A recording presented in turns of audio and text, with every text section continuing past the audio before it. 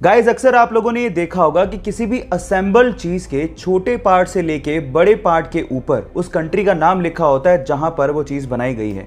जैसे कि made in India, made in US, made in Korea, ये आपने सुना होगा। लेकिन अगर मैं आपसे सवाल पूछूं कि जो चीजें स्पेस में यूज की जाती हैं या स्पेस प्रोग्राम्स में यूज की जाती हैं, उस पर क्या लिखा होता है? क्या उस पर भी किसी कंट्री का नाम लिखा होता है? अगर आप लोग ये सोचते हैं कि उस पर भी made in US, made in India लिखा होता है तो आप लोग गलत हैं।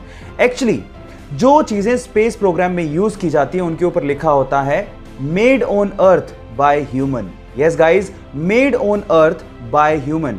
और ये चीज नासा और बड़ी बड़ी स्पेस एजेंसीज 2005 से इस्तेमाल भी कर रही हैं। आजकल के इंडियन यूथ को ये लगता है कि इंडिया ने आखिर टेक्नोलॉजी में दिया ही क्या है, तो थांबा। सबसे पहले है यूएसबी, जिसकी फुल फॉर्म है यूनिवर्सल सीरियल बस। अब इस कॉन्सेप्ट को डेवलप किया था अजय भट्ट ने, जो कि एक इंडियन अमेरिकन कंप्यूटर आर्किटेक्ट है। दूसरा है फाइबर ऑप्टिक्स, जिसके बिना इंटरनेट काम नहीं कर सकता।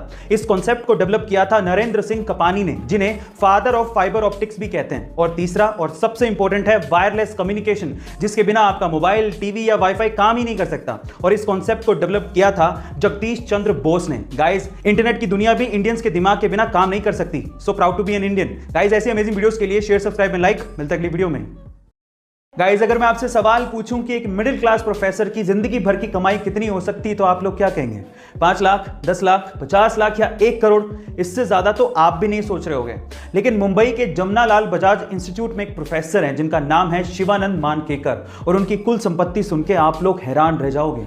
उनकी कुल संपत्ति है 1000 करोड़। जी हाँ गाइस, और ये 1000 करोड़ की संपत्ति उन्होंने बनाई है अपनी थोड़ी सी सैलरी को सूझबूझ से इन्वेस्ट करके।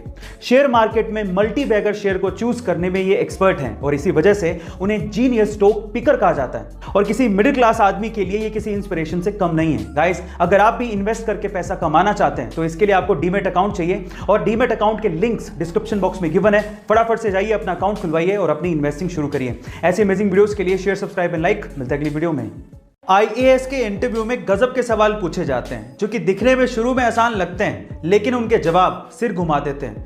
उन्हीं में से एक सवाल है कि आप 80 में से 8 कितनी बार घटा सकते हो? सवाल को ध्यान से सुनेगा।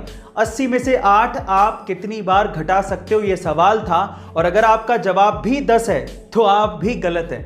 एक्चुअली ज्यादातर लोग इसका जवाब 10 ही देते हैं, लेकिन इसका सही जवाब है 1। एक्चुअली अगर आप 80 में से एक बार 8 घटा दोगे तो आएगा 72। अब अगली बार 8 आपको 72 से घटाना है, 80 से नहीं। इसलिए 80 में से 8 आप एक ही बार घटा सकते हो। गाइस, आपको ये इंटरेस्टिंग सवाल कैसा लगा कमेंट सेक्शन में जरूर लिखिएगा। और ऐसे अमेजिंग वीडियोस के लिए शेयर, सब्सक्राइब एंड लाइक। मिलता है अगली वीडियो में। अगर मैं आपसे सवाल पूछूं कि इंडियन गवर्नमेंट द्वारा जारी किया गया ड्राइविंग लाइसेंस आप कौन सी कंट्री में इस्तेमाल कर सकते हैं, तो आप लोग क्या जवाब देंगे? आप लोग कहेंगे कि कैसा सवाल है, ऑब्वियसली इंडिया में। लेकिन मैं आपकी जानकारी के लिए बता देता हूं कि इंडिया के अलावा आप इंडियन ड्राइविंग लाइसेंस को 21 अलग अलग कंट्रीज में इस्तेमाल कर सकते हैं। जी हां, आपने ठीक सुना, 21 कंट्रीज में। इस लिस्ट को ध्यान से देखिए। इसमें आता है US, Germany, France, south Africa, UK, और उसके अलावा और भी कंट्रीज हैं जहां पर इंडियन ड्राइविंग लाइसेंस वैलिड है। शर्त सिर्फ इतनी है कि वो लाइसेंस प्रिंटेड होना चाहिए और उस पर जितना भी कंटेंट है वो इंग्लिश में होना चाहिए। क्या इसके पहले तक इफेक्ट आपको पता था? और अगर नहीं पता था तो चैट सेक्शन में लिखना मत भूलिएगा।